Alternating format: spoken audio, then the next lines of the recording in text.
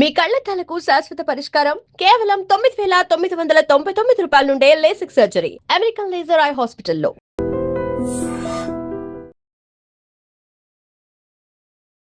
నమస్కారం, welcome to I dream. నేను మీ ఝాన్సీ. అయితే ప్రస్తుతం మనతో ప్రముఖ వాస్తు జ్యోతిష్య నిపుణులు, గాయత్రి అమ్మవారి ఉపాసకులు, బ్రహ్మశ్రీ దైవజ్ఞ వీరాపురం సుబ్రహ్మణ్య శాస్త్రి గారు ఉన్నారు. ఈరోజు కొన్ని మంచి విషయాలు ఆయన అడిగి తెలుసుకుందాం. నమస్కారం గురుగారు. శుభాశీస్సులండి. గురుగారు, చాలా మంది ఇప్పుడు గాయత్రి మంత్ర ఉచ్చారణ ప్రాముఖ్యత ఏంటో తెలుసుకుంటున్నారు. కాకపోతే చాలా మందిలో ఉన్న సందేహం ఏంటంటే, ఉచ్చారణ చేసేటప్పుడు మనం తప్పుగా ఉచ్చరిస్తే ఏమైనా దోషాలు కలుగుతాయా, అసలు కరెక్ట్ గా గాయత్రి మంత్ర పఠనం చేయాలంటే ఏ టైంలో చేస్తే మంచిది, ఎలాంటి ఫలితాలు కలుగుతాయని అందరికీ సందేహాలు ఉన్నాయి. ఈ రోజు మాకు గాయత్రి మంత్రం ఉచ్చారణ ఎలా చేయాలి, ఏ టైంలో మంచిది చేస్తే మంచిదో, ఆ గాయత్రి మంత్ర ఉచ్చారణ వల్ల కలిగే లాభాలు ఏంటో తెలియజేయండి. మీరు చాలా మంచి విషయం అడిగారు. ఇది మూలమైంది, ఈ విశ్వానికే మూలమైనటువంటిది. ఒక మాట చెప్పాలంటే ఈ విశ్వంలో ఈ మంత్రమే జీవము, చలనము. ఏమిటి?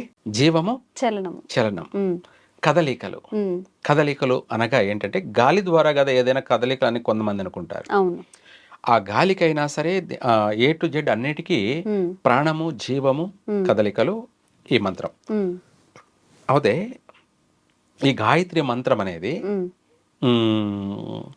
మనము ఒక విగ్రహాన్ని ప్రతిష్ఠ చేస్తే ఆ విగ్రహానికి పండితుడు అనగా అయ్యగారు ఆయన ప్రాణప్రతిష్ఠ చేస్తాడు.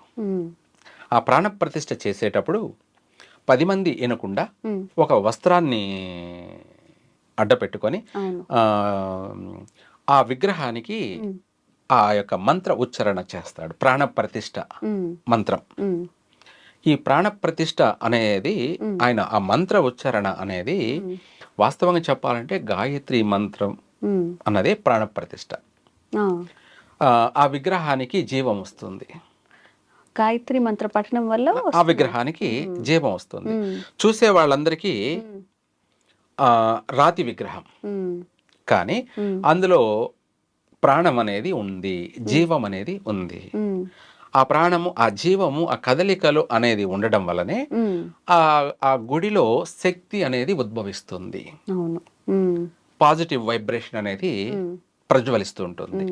అంటే ఒక చీకటిలో దీపాన్ని మనము వెలిగిస్తే ఆ దీపకాంతి ఎక్కడి నుంచి చూసినా కనపడుతుందో, అలాగే ఆ విగ్రహంలో ఉన్నటువంటి జీవం అనేది ఆ ఊరికి, ఆ గ్రామానికి, చుట్టుపక్కల గ్రామాలకి, నగరానికి, దేశానికి కూడా పేరుని, ప్రఖ్యాతుల్ని తీసుకొచ్చేస్తుంది.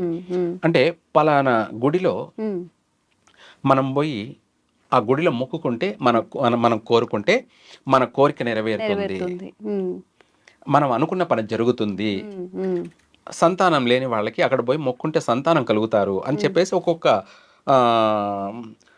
విశేషమైనటువంటి పేరు ప్రఖ్యాతుల్ని గడిస్తుంది ఆ దేవాలయం. ఒకరితో ప్రారంభమై 100 మంది, 1000 మంది, లక్షల మంది కూడా ఆ దేవాలయానికి వెళ్ళే అవకాశం ఉంటుంది. ఎందుకు అంటే అక్కడ జీవం ఉంది కాబట్టి, ప్రాణం ఉంది కాబట్టి. ఇదే కాకుండా మనము మనిషియే కాకుండా ప్రతి ప్రాణికి కూడా కడుపులో కొన్ని మాసాల వరకే బొమ్మగా ఉంటుంది. ఈ ప్రాణం అనేది, జీవం అనేది గాయత్రీదేవి ఆ బొమ్మకి ప్రాణం పోస్తే ఆ బొమ్మ కాస్త జీవం పోసుకొని కడుపులో కదిలి ఆ తర్వాత డెలివరీ అవుతుంది. అయితే ఇక్కడ ప్రతిదానికి ప్రాణము, జీవము, మూలము గాయత్రి మంత్రం. ఒక మాటలో చెప్పాలంటే ఏ టు జెడ్ గాయత్రి మంత్ర పఠనం. అయితే ఈ మంత్ర పఠనాన్ని అందరూ పఠించవచ్చా, పఠించకూడదా అనేది సందేహం. అయితే మనము ఉచ్చరించే విధానము ఎవరైనా సరే కరెక్ట్గా ఉచ్చరించినప్పుడు లోపం లేకుండా, శబ్దధ్వనిలో కూడా లోపం లేకుండా, ఉచ్చారణ లోపం లేకుండా ఎవరైనా పఠించవచ్చు. మనం వీళ్ళే పఠించాలి, వీళ్ళు పఠించకూడదు అన్నామంటే అది తప్పు. ఎందుకంటే ప్రాణం అనేది అందరికీ ఉంది. ఆ ప్రాణం ఉన్న వాళ్ళు ప్రతి ఒక్కరూ గాయత్రినే. ఎందుకంటే గాయత్రినే ప్రాణం, ప్రాణమే గాయత్రి అమ్మవారు. ఇక్కడ మనం ఏంటంటే చాలా మంది లేడీస్ పట్టించకూడదు అని చెప్పడం జరుగుతూ ఉంటుంది. ఇక్కడ ఏమీ లేవు. అవి వాళ్ళ పర్సనల్ వ్యక్తిగత ఆలోచనలు. ఎవరైనా పఠించవచ్చు. ఈ మంత్రాన్ని మనం పఠించేటప్పుడు కంపల్సరిగా మనము వాక్కు శుద్ధి అంటారు కదా, మనం నోరు శుభ్రత ఉండాలి, శారీరక శుభ్రత ఉండాలి. రెండోది మనసు కూడా కల్మషం లేకుండా శుభ్రంగా ఉండాలి, ప్రశాంతంగా ఉండాలి. ప్రశాంతంగా ఉంటూ మన నడవడిక, మన ఆచారాలను కూడా కొంతవరకు వీలైనంత వరకు క్రమశిక్షణ ఉండాలి. క్రమశిక్షణ ఉండాలి. ఇందులో యజ్ఞోపవీతం ఉన్న వాళ్ళు కంపల్సరిగా వాళ్ళు క్రమశిక్షణగానే ఉంటారు వీలైనంత వరకు కూడా. సంధ్యావందనం, వాళ్ళ నియమనిష్టలు, మడి ఆచారాలు, ఇవన్నీ కూడా చాలా వరకు వీలైనంత వరకు ఇది వరకు చాలా బాగా పర్ఫెక్ట్గా ఉండేవాళ్లే. కానీ ఇప్పుడు రాను రాను కాలానుగుణంగా కొన్ని వదిలిపెట్టేశారు. అది ఏది ఏమైనా కానీ ఈ మంత్రం అనేది మనకు సర్వశక్తిని ప్రసాదిస్తుంది, సర్వశక్తిని ప్రసాదిస్తుంది. మనము ఇష్టమైన ఫుడ్ తిన్నామంటే శరీరానికి ఎనర్జీ, శక్తి వస్తుంది. శరీరానికి కొంతసేపు అనగా ఎనర్జీ ఉంటుంది. కానీ ఈ మంత్రం పఠించడం వల్ల జీవితాంతం ఎనర్జీ ఏర్పడుతూ ఉంటుంది. జీవితాంతం ఎనర్జీ ఏర్పడుతూ ఉంటుంది, శక్తి వస్తూ ఉంటుంది. మనకు ఈ మంత్రాన్ని మనం గాయత్రి మంత్రం అని చెప్పేసి మనము అందరికీ తెలిసిన మంత్రాలే, అందరికీ ప్రాణవాయు మంత్రం ఎన్నో ఉన్నాయి.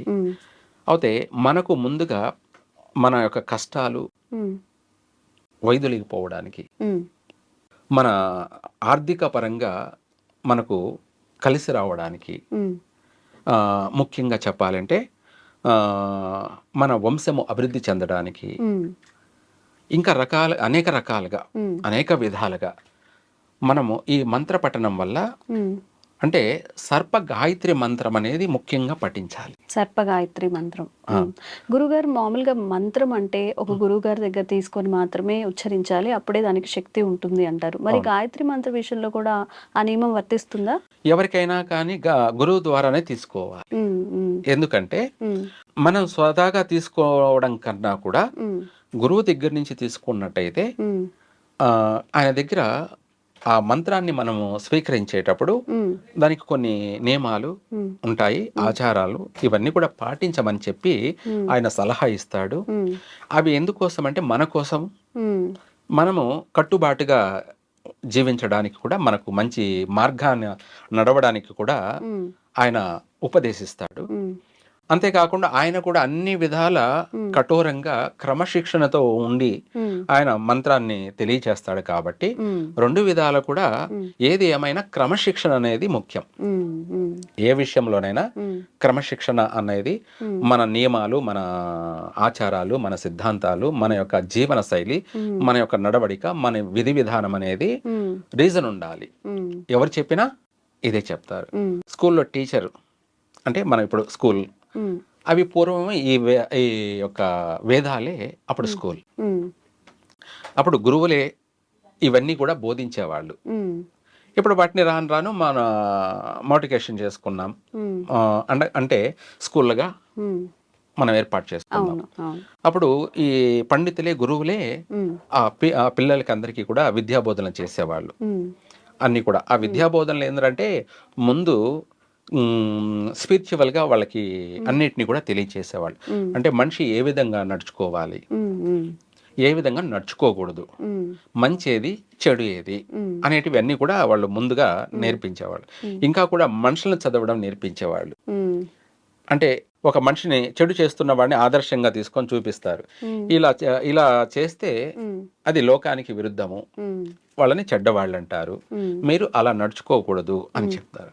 అలాగే మంచివాడిని కూడా ఆదర్శంగా తీసుకుంటారు, మంచివాడిని కూడా ఆదర్శంగా తీసుకుంటారు.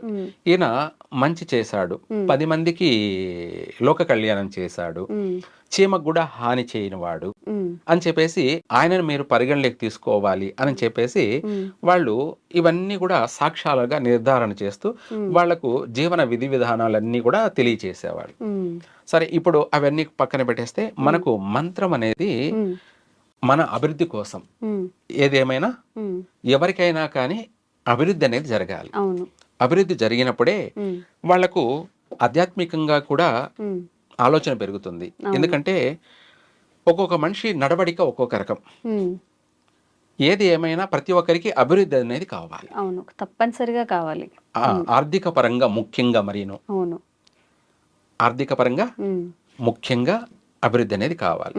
అయితే సర్ప గాయత్రి మంత్రం అనేసి మనకు ఇది అత్యంత ముఖ్యమైనటువంటి మంత్రమే. ఈ మంత్రాన్ని ప్రతి ఒక్కరు కూడా పఠించవచ్చు. దేనికంటే ఆర్థిక పరంగా అభివృద్ధి చెందడం కోసం. ఇటు గాయత్రి, అటు సర్ప మంత్రం. ఎన్నో మంత్రాలు ఉంటాయి, కానీ ఈజీగా అర్థమయ్యే మంత్రం చెప్పడం బెటర్. ఎందుకంటే చాలా పెద్ద మంత్రాన్ని మనం చెప్పడం అందరూ పఠించలేరు. అందుకనేసి మనము ఆర్థికంగా బాగుండాలి, అటు సర్పదోషాలున్నా, పితృదోషాలున్నా, ఎటువంటి దోషాలున్నా కూడా, నరదృష్టి దోషమున్నా కూడా వైదొలిగిపోవాలి. గ్రహ దృష్టి దోషమున్నా వైదొలిగిపోతుంది. అలాగే గాయత్రి మంత్రం ఉండడం వల్ల మనకు లక్ష్మీ యోగం కలుగుతుంది. లక్ష్మీ యోగం కలుగుతుంది.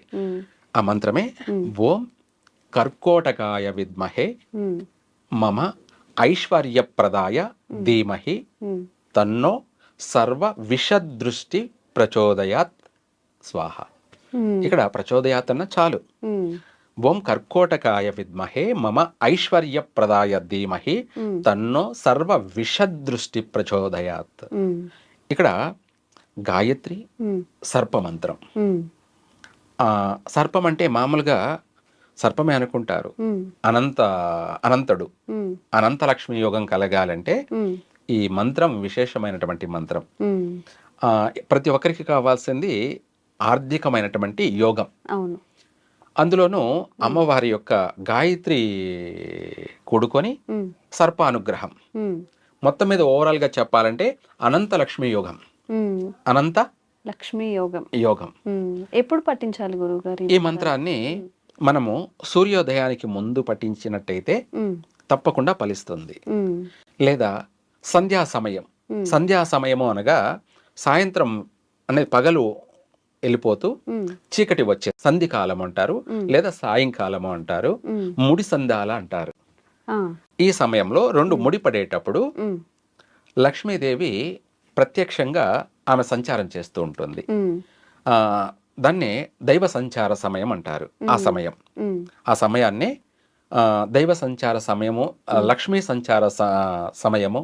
ప్రతి ఇంటిని, ప్రతి గడపను కూడా లక్ష్మీదేవి సంచరించి వెళ్తూ ఉంటుంది, ప్రతి గడపను కూడా సందర్శించి వెళ్తూ ఉంటుంది అని చెప్పేసి అందరూ కూడా అనుకుంటుంటారు. ఆ సమయంలో ఈ మంత్రాన్ని మనము వీలైతే తులసిమాల కానీ తులసిమాల తీసుకొని ఈ మంత్రాన్ని మనం ఒక 108 సార్లు పఠించినట్టు అయితే 100% వాళ్ళు అంటే మనం ఈరోజు చేసాం, రేపే నాకు అనంత యోగం కలగాలంటే కలగదు. మనం చేస్తూ వెళ్తూ ఉంటే 100% అనంత యోగం కలుగుతుంది. మనము చేసేదాన్ని బట్టి పోను పోను ఏదో ఒక రూపంలో మనకు అనేక రకాలుగా కలిసి రావడం అనేది ప్రారంభమవుతుంది. మనము తొందరగా కూడా ఆర్థిక పరంగా అభివృద్ధి చెందడం జరుగుతుంది. కొంత అంటే కొన్ని సంవత్సరాల కల్లా చెప్పలేనంత ధనవంతుడయ్యే అవకాశము ఉంది. మనం ఈరోజు చేసి రేపు రాత్రికే మనము కోటీశ్వరులం కావాలంటే కాలేరు. కానీ 100% చేసిన ఫలితాన్ని బట్టి మనం సంవత్సరం అంతా చదివితే కదా లాస్ట్లో ఎగ్జామ్లో పాస్ అయ్యామా ఫెయిల్ అయ్యామా అనేది తెలుస్తుంది. అలాగే మన మంత్రం కూడా చేసిన దానికి ప్రతిఫలం కింద సమయం పడుతుంది, కానీ రావడం అయితే 100% వస్తుంది.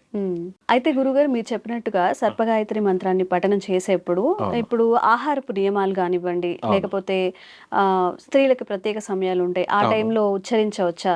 ఒకవేళ అలాంటి నియమాలు ఉంటే ఎప్పుడు ఏ టైంలో మనం మరి ఫర్దర్ గా కంటిన్యూ చేయొచ్చు అంటారు? మంచి మాటే. వాస్తవంగా చెప్పాలంటే ఈ మంత్రం పఠించే వాళ్ళు సూర్యోదయానికి ముందు అన్నాం కాబట్టి వాళ్ళు ఎలాగో స్నానం చేసి పఠిస్తారు. కంపల్సరిగా తల స్నానం ఆచరించి ఈ మంత్రాన్ని పఠించాలి. ఉదయం సాయంత్రం అయినా సరే మళ్ళీ వీలు చూసుకొని మన నడుచుకున్న విధానాన్ని బట్టి మన ప్రవర్తించిన విధానాన్ని బట్టి మళ్ళీ తలస్నానం ఆచరించే ఈ మంత్రాన్ని పఠించాలి. తలస్నానం చేయకుండా ఈ మంత్రాన్ని పఠించకూడదు. రెండోది, మీరు ఇందాక అన్నట్టుగా మాంసాహారం తినేవాళ్ళు ఈ మంత్రాన్ని పఠించవచ్చా అంటే వాస్తవంగా పఠించకూడదు. ఒకవేళ పఠించాలి అనుకుంటే వాళ్ళు మాంసాహారాన్ని తినకూడదు. అది ఏమిటి, ఎప్పటి వరకు అంటే ఇందాక మనం అనుకున్నాం ఏమని, 108 మంత్ర జపం చేయాలి. ఆ మంత్ర జపం చేయాలి అనుకుంటే ఎన్ని రోజులు చేయాలనుకున్నారు అన్ని రోజులు మాంసాహారాన్ని ముట్టుకోకూడదు. ఓకే, మనం ఎన్ని రోజులైతే పఠిస్తామో అన్ని రోజుల వరకు పాటించాల్సిందే.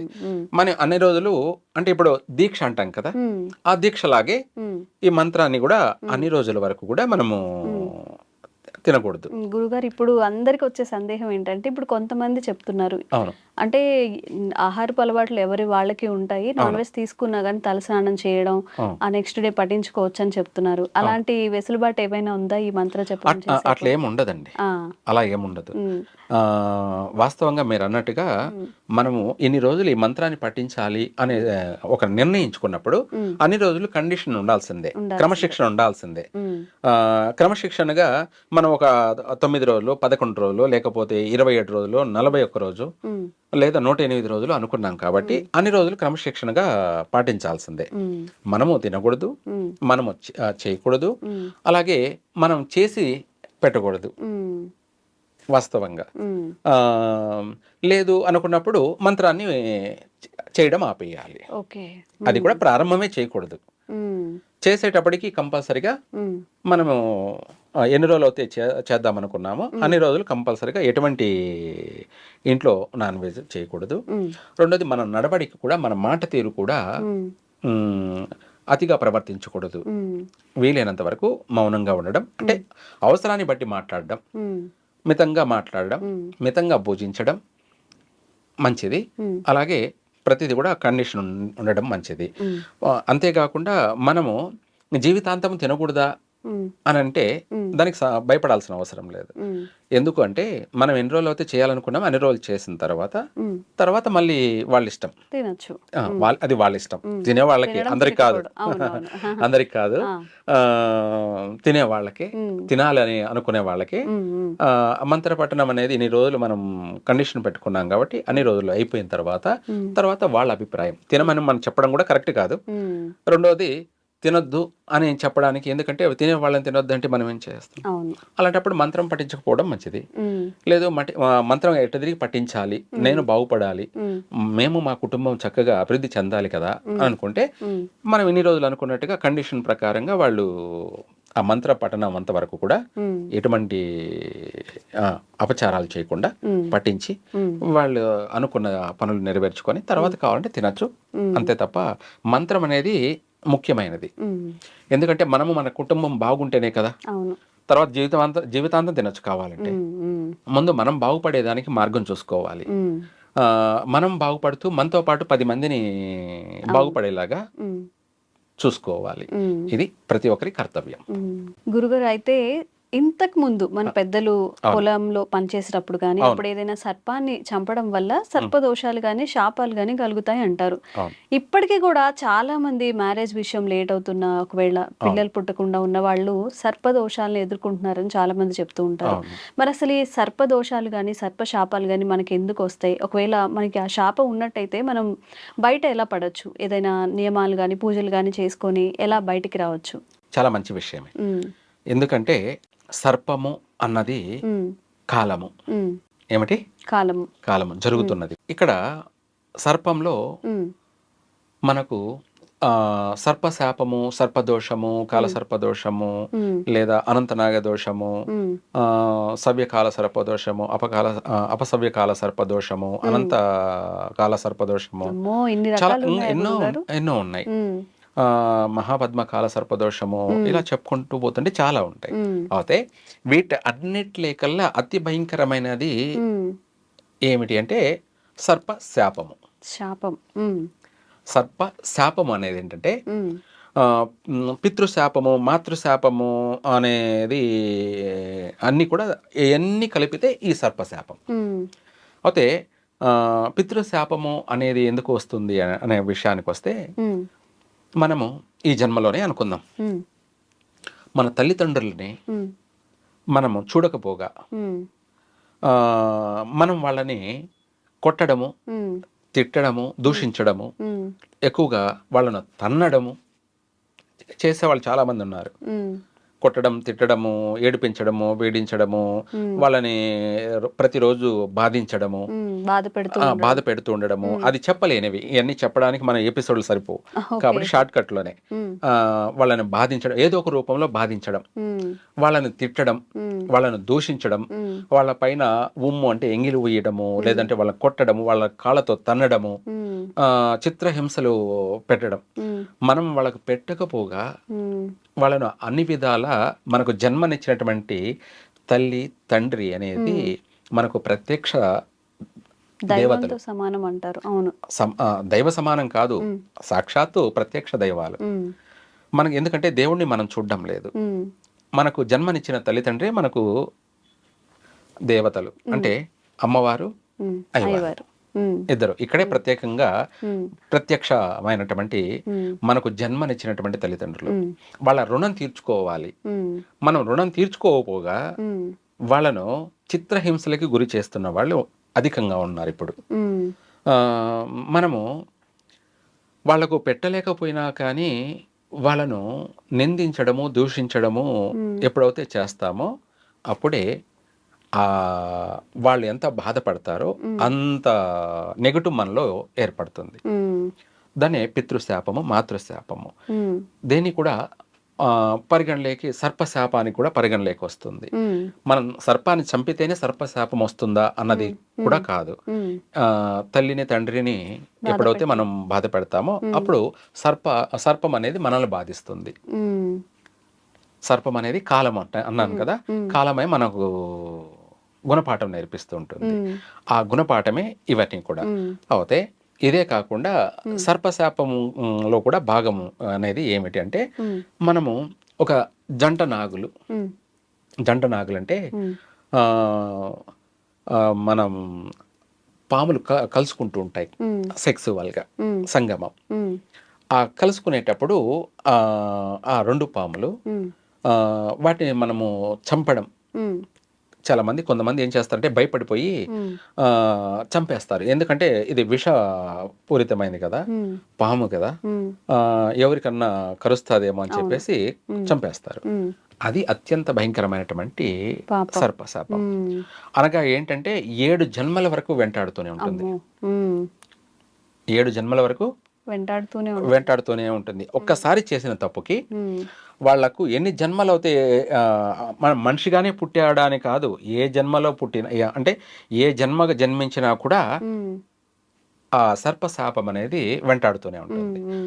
తల్లిదండ్రిని ఎలా మనం బాధించామో ఇలా సర్పం ఎలా మనం చంపితే సర్పం 7 జన్మల వరకు వెంటాడుతుందో, తల్లిదండ్రులను కూడా బాధిస్తే అంతే 7 జన్మల వరకు వెంటాడుతుంటుంది. అనగా ఏంటంటే ఆ నెగటివ్ అనేది మనల్ని ప్రతి జన్మలోనూ వెంటాడుతూనే ఉంటుంది. నీడలాగా మనల్ని వెంటాడుతూనే ఉంటుంది. అయితే దీనివల్ల జరిగే నష్టాలు ఏమిటి, లాభాలు ఏమిటి అనంటే, లాభాలు ఏముండవు, అన్ని నష్టాలే. ఎందుకు నష్టాలంటే, ఒక మాటలో చెప్పాలంటే మన పుట్టుకే లోపంతో పుట్టడం, అంటే మళ్ళీ జన్మలో అంటే, మరి ఈ జన్మలో మనము తల్లిదండ్రులు కానీ లేదా సర్పాలను చంపాం కదా, దాని ప్రతిఫలం వెంటనే ఉంటుందా అంటే వెంటనే ఉండొచ్చు, లేకపోవచ్చు. కానీ మరో జన్మలో మాత్రం ప్రారంభం అవుతుంది. అయితే ఈ జన్మలో ప్రస్తుతం ఏమిటి మనం ఇప్పుడు చేసాము అంటే వెంటనే జరిగే అవకాశం కూడా ఉన్నాయి. దాని ప్రభావం ఏంటంటే మనకు ఆరోగ్యపరమైనటువంటి నష్టాలు జరగడం. ఆరోగ్యపరమైన నష్టాలు అంటే చర్మ వ్యాధులు అధికంగా, ఇవే కాకుండా నరాల బలహీనతలు, లేదంటే హార్ట్ స్ట్రోక్లు అని చెప్పి, బ్రెయిన్ స్ట్రోక్ అని చెప్పేసి ఇటువంటి అనారోగ్య సమస్యలు అధికంగా రావడం. తర్వాత ఆర్థిక పరంగా మనము ఎంత కష్టపడినా కూడా మనం చేసిన దానికి ప్రతిఫలం రాకపోగా చేసిన దాంట్లోనే మనము నష్టపోవడం. అవే కాకుండా చేసిన దానికి, మనం కష్టపడిన దానికి ప్రతిఫలంగా ఇంకా మనం చేయరాని పని, తప్పులు అని మన పైన నిందలు వేసి మనల్ని జైలుకు పంపించేటువంటి, శిక్షలు అనుభవించేటువంటి సమస్యలు ఎదురు కావడం. అంటే మనం చేయరాని తప్పుకి కూడా శిక్ష అనుభవించడం. అంటే ఉన్న ఫలాన వచ్చి పడుతుంటాయి ఇంకా ఇవన్నీ అనేకమైనటువంటి నష్టాలు. ఈ విధంగా రెండోది, మనకి ఇంట్లో భార్య కూడా జీవిత భాగస్వామి అయినటువంటి భార్య కూడా మన పైన ఆపోజిట్ ఎదురు తిరగడం, సఖ్యత ఉండకపోవడం, సఖ్యత సంగమంలో సఖ్యత లేకపోవడం. ఆమె వచ్చేసి మనకు జీవిత భాగస్వామి మనకు అన్ని తానే ఉండాల్సింది పోనిచ్చి మనకు ఆమె రివర్స్ లో ఆపోజిట్ లో తయారవుతుంది. చెప్పిన మాట వినకపోవడం, మనల్ని నిందించడం, లెక్క లేకుండా తీసివేయడం, మాట్లాడడం, అనేక రకాలైనటువంటి ఇంకా కుటుంబంలో సమస్యలు ఎదురు కావడం, పిల్లలకి తరచు బాగా ఉండకపోవడం, లేదా మనకు పుట్టబోయే పిల్లలు అవయవ లోపాలతో పుట్టడం. అవయవ లోపాలంటే కన్ను లేకనో, కాలు లేకనో, లేదంటే పుట్టారనుకున్నాం వాళ్ళకు బ్రెయిన్ మెచ్యూరిటీ లేకపోవడం, అంటే మెదడు అనేది డెవలప్మెంట్ లేకపోవడం, మొత్తం మీద ఏదో ఒక లోపాలతో సంతానం జన్మించడం. లేదు తరచు గర్భవతి కావడం, మళ్ళీ అబార్షన్ కావడం, గర్భస్రావం, నెల 2 నెలలు 3 నెలల్లోనే గర్భస్రావం జరిగిపోవడం, లేదంటే పిల్లలు పుట్టిన తర్వాత మళ్ళీ చనిపోవడం. ఈ సర్పశాప ప్రభావం, పితృశాపం, మాతృశాపం, సర్పశాప ప్రభావం వల్ల పుట్టిన పిల్లలు చనిపోవడం, ఇలాంటివి అనేకమైనటువంటి నష్టాలు అధికంగా జరుగుతూ ఉంటాయి. వీటి అన్నిటిని కూడా ఒకటి కాదు చెప్పుకుంటూ పోతుంటే చాలా ఉంటాయి. తర్వాత మనకు కూడా మతి స్థిమితం కోల్పోవడం, ఎంతటి తెలివైన వాడైనా సరే మర్చిపోవడం, మనము మన కష్టాన్ని నష్టాన్ని మనమే కొనుక్కొచ్చుకోవడం, దారిని పోయే దరిద్రాన్ని మనమే వెంట తెచ్చుకోవడం అనే రకరకాలుగా, ఒక విధంగా కాదు అనేక విధాలుగా, శారీరకంగా, మానసికంగా, మన వంశ పరంగాను అనేక విధాల నష్టాన్ని మనమంతటా మనమే కలగ చేసుకోవడం. ఇవన్నీ చేసే లోపాలను బట్టి ఈ సర్పశాపం వల్లనే చాలా దారుణంగా కుటుంబం అభివృద్ధి చెందకపోవడం, అనేక విధాల కూడా నష్టం కలుగుతుంటుంది. దానికి సంబంధించి మనము ఇంత పెద్ద సమస్యకి పెద్దగా మనం పరిష్కారం చేసుకోవాలి. చిన్న చిన్న పరిష్కారాలతో కాదు. దానికి ఏంటంటే హోమం జరిపించడం. ఏమిటి? హోమాలు జరిపించడం. సర్పశాపానికి సంబంధించినటువంటి హోమాలు జరిపించుకున్నట్టయితే కొంతవరకు మార్పులు చేర్పులు జరిగే అవకాశం ఉంటుంది. ఆ చేసిన పూజాఫలం వల్ల మన ఒక ఆర్థిక పరంగా అభివృద్ధి చెందడం, మనం చేసే పనులన్నీ చక్కగా కలిసి రావడం, మనకు పుట్టబోయేటువంటి సంతానం కూడా మంచి ఆరోగ్యవంతులుగాను, ఆయుష్వంతులుగాను, మంచి మెచ్యూరిటీ కలిగినటువంటి అభివృద్ధి సంతానం కలగడము, మన వంశానికి కీర్తి ప్రతిష్టలు, పేరు ప్రఖ్యాతులు సంపాదించుకొచ్చేటువంటి మంచి సంతాన వృద్ధి కలగడము, మనం ఆర్థిక పరంగా కూడా అభివృద్ధి చెందడము, భార్యాభర్తల మధ్య మంచి సంబంధము, మంచి సఖ్యత, మంచి యొక్క అనుబంధము, ఒకరి పట్ల ఒకరికి ప్రేమ అభిమానాలు మెండుగా కలిసి ఒక ఆనందమైనటువంటి సంసార జీవితం అనేది కలుగుతుంది, సాగుతుంది. చక్కగా అన్ని రంగాలలో కూడా అభివృద్ధి చెందుతారు ఇలా చేయడం వల్ల. మనం ఇలా చేయకుండా మనం రోజు నిత్యం గుడికి తిరగడం అది కొంతవరకు ఉపశమనం. పూర్తిగా మనకు అన్ని విధాలకు కలిసి రావాలంటే హోమం జరిపించుకుంటే మంచిది. మన జీవితానికి సంబంధించి సరిపడా యోగం కలగాలంటే సర్పహోమం చేయడమే శ్రేయస్కరం. అన్ని విధాలా చక్కగా కలిసి వస్తుంది.